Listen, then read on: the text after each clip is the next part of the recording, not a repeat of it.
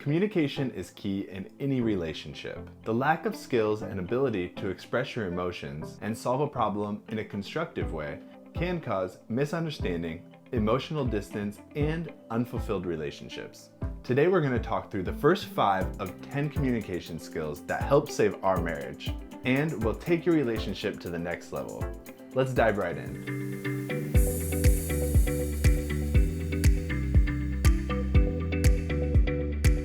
First is active listening. Sometimes when we listen to our partner, we're not fully present. We could be distracted by something else that's going on in our lives or just stuck on our phone. Sorry.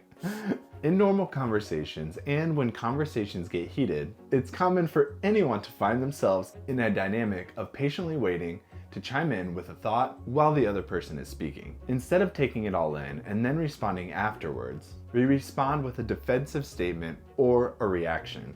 Because of this pattern of thinking of what to say, you can end up not really paying attention to what your partner is trying to say or express. But when you practice active listening, you make an effort to slow down and listen with an open mind. This, of course, is much easier said than done, right? Right. So if you don't have the patience at that time to deeply listen without just reacting, you may want to table that conversation for the moment. Again, this is also easier said than done. We have struggled with this from time to time, so we try to set an actual time to resume the conversation when we take that pause. Another tip to make active listening extra powerful and for your partner to notice it is give feedback. The classic way to do this is just to restate what your partner is saying. This demonstrates your understanding of what is being said to you. And we all know how great it feels to be heard. This is also why I believe active listening is one of the best communication skills, not just for romantic relationships, but also just for any relationship you have. In today's world with technology and everything else going on, it's so easy to fall into that habit of not active listening. So put your phone down and make eye contact. This sends a huge message to the speaker. The second communication skill is establishing boundaries. Setting these boundaries is a very important aspect to a healthy relationship. Each of you has the right to communicate how you want to be treated and how you don't want to be treated. So the boundaries do not set your partner's actions in stone, but they should help guide their decisions in communication. Think of them as limits of what you or your partner is willing to accept in communication. When you communicate boundaries, focus on sharing how you feel and what you need in a respectful way to have a constructive conversation. One example of a boundary, kind of going back to earlier, is walking away when the conversation gets too heated. Walking away from an argument is just a temporary way to deal with an ongoing communication issue, and it should only really be done for a brief cooling down period. Again, it's very important to set a time to come back to the discussion. We learned this in our communication. Another case could be when your partner says, "I didn't mean to make you feel that way." You can acknowledge their intention, but make it clear that they can't change how you feel. You set that boundary of letting them know that they can't change how you feel or how you react in the situation. But it's great to know the intention and move on. Which leads to our third communication skill, validating feelings. Emotional validation is a huge component to a healthy relationship. By validating someone's feelings, you're telling them that their experiences matter and that you empathize with them. Emotional validation doesn't mean agreeing with someone.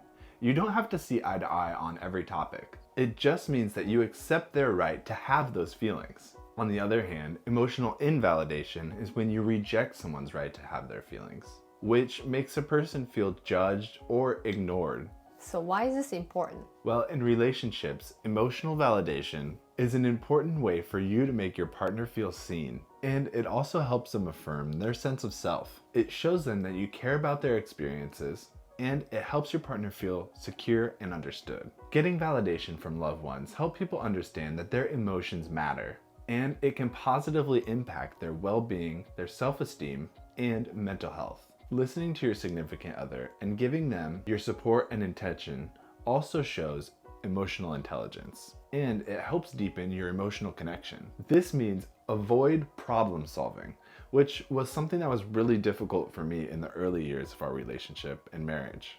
This can also mean using validating phrases like, "I can see where you're coming from," or "that sounds really difficult," and even just, "I hear you." The fourth skill on our list is compromise.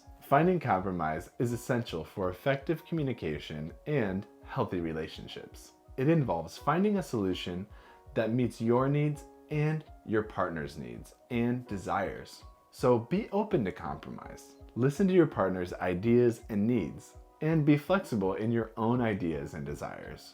But first for this, you need to be able to recognize your own needs and desires. Then you can communicate them clearly to your partner. By recognizing your own needs, it will help you identify your own values and the line in the sand that you cannot cross without causing stress or anxiety. Then finally, with compromise, listen to your partner.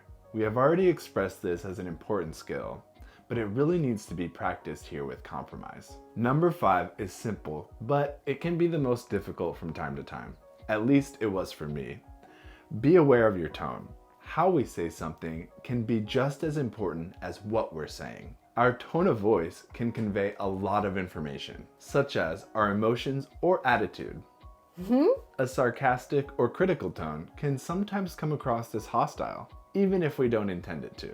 On the other hand, a gentle and understanding tone can help diffuse a tense situation. Paying attention to your tone of voice can help improve communication in your relationship by making it more positive and respectful. Once we took this one to heart, our communication got a lot more smooth, at least when I took it to heart. So one extra tip for this one is to ask your partner how you're coming across with your tone. For instance, I grew up with 2 older brothers, and she grew up with 1 younger sister. So our tone is sometimes shaped by our backgrounds. In a lot of situations, I thought I was talking with a kind, caring tone. However, she could often get intimidated by my lower register tone that she wasn't used to being around. So just ask your partner how you're coming across to get a better understanding of this. Don't forget to watch the next video for the next 5 communication skills to master for your relationship. And leave us a note down in the comments of what communication skill you think you need to master for your relationship. And don't forget to like and subscribe.